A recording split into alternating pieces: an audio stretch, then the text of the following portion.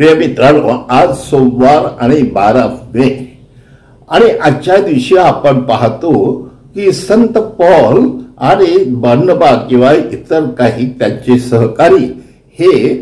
प्रेषितांना आणि इतरांना सांगत आहेत की ते परराष्ट्राकडे जाऊन त्यांना ही सुवार्ता देत आहेत आणि ते परराष्ट्रीय आनंदाने प्रभूचा स्वीकार करीत आहेत आणि म्हणून त्यांची सुनता झालेली नाही,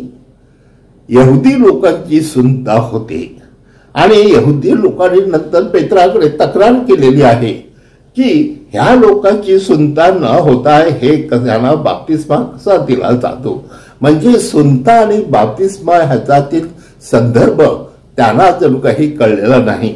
म्हणजेच त्यासाठी सुनता झालीच पाहिजे असं नाही हे पौलचं मत आहे आणि त्यासाठी तो त्यांना स्पष्ट करतो, कारण त्यांनी येशूचा स्वीकार केला म्हणजेच त्यांची सुनता झालेली आहे आणि ते पवित्र झालेले आहेत। बाप्तिस्म्याद्वारे आपल्या सगळ्या जुन्या पापांची आपल्याला क्षमा होते आणि आपण नवीन बनतो आणि म्हणून बाप्तिस्मा झालेल्याला सुनतेची गरज नाही। हो माझ्या प्रिय मित्रांनो, हा प्रश्न जेव्हा पेत्राला विचारला तेव्हा पेत्राने एक त्याला संदर्भ दिला की मला एक दृष्टांत झाला होता आणि ते एका प्लेटमध्ये जणू काही ती प्लेट स्वर्गातून उतरलेली आहे आणि त्यामध्ये निरनिराळ्या प्राण्यांचे आणि पक्ष्यांचे वगैरे मांस ठेवलेले होते आणि मी ते खावं अशी त्याची अपेक्षा होती, परंतु मी सांगितलं की ते अशुद्ध आहे, मी ते खाणार नाही। म्हणून त्याला परत आवाज आला की जे देवाने बनवलेले आहे ते अशुद्ध मानणारा तू कोण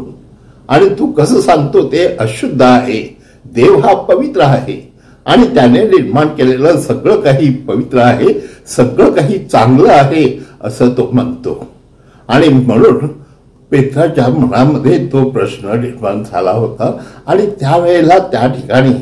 काही लोक आले आणि त्यांनी देखील पेत्राला सांगितलं की तू त्यांच्यामध्ये एकजीव हो आणि त्यांना एकत्र कर। हो माझ्या प्रिय मित्रांनो, हा परराष्ट्रीयाकडून जी सुवार्ता आलेली आहे आणि ते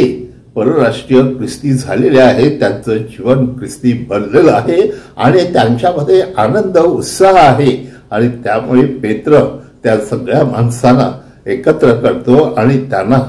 सांगतो की आपण सगळेजण त्या प्रभूची स्तुती करूया, गौरव करूया। हो माझ्या प्रिय मित्रांनो, परमेश्वराने ह्या परराष्ट्रीयांना देखील पश्चाताप वृत्ती दिलेली आहे आणि म्हणून त्याने जेव्हा बाप्तिस्मा स्वीकारलेला आहे तेव्हा बाप्तिस्म्याचं प्रमुख उद्दिष्ट म्हणजे पश्चाताप बुद्धी आणि ती माणसाला जर कळली तर त्याचा बाप्तिस्मा हा खरा बाप्तिस्मा आहे। हो माझ्या प्रिय मित्रांनो, प्रभू येशू म्हणतो की मीच मेंढपाळ आहे आणि हा मेंढपाळ नेहमी आपल्या मेंढरांना दारातून बाहेर काढतो आणि तो त्यांच्या पुढे चालतो आणि तो त्यांना मार्ग दाखवतो आणि ती मेंढरं फक्त त्याच्याच मागे जाणार, अन्य लोकांकडे ती जाणार नाही, कारण हा मेंढपाळ त्यांना नावाने हाक मारतो आणि ते आवाज ओळखतात आणि तो त्यांचा स्पर्श देखील त्यांना जाणीव आहे आणि म्हणून ते त्याच्याच मागे जातात। हो माझ्या प्रिय बंधूंनो, तो येशू म्हणतो आहे की चोर येतो तो चोरी करून घेण्यासाठी, पण मी आलेलो आहे तर त्यांना जीवन देण्यासाठी,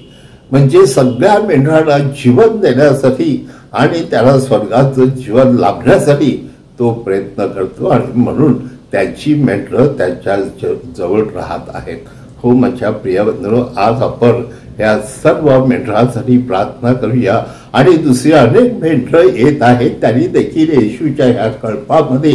सहभागी व्हावं आणि हा कळप वाढत राहावा म्हणून देवाकडे विनंती करूया।